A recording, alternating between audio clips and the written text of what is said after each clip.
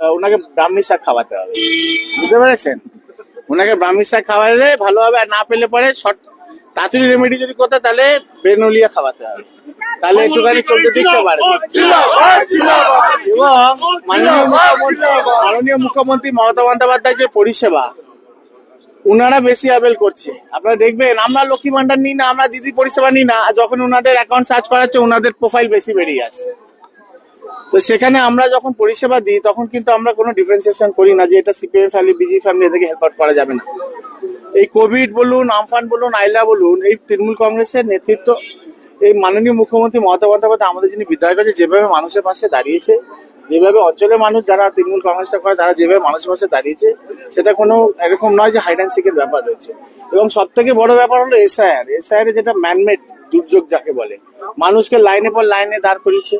এবং দুঃখজনক জিনিস যে একজন মহিলা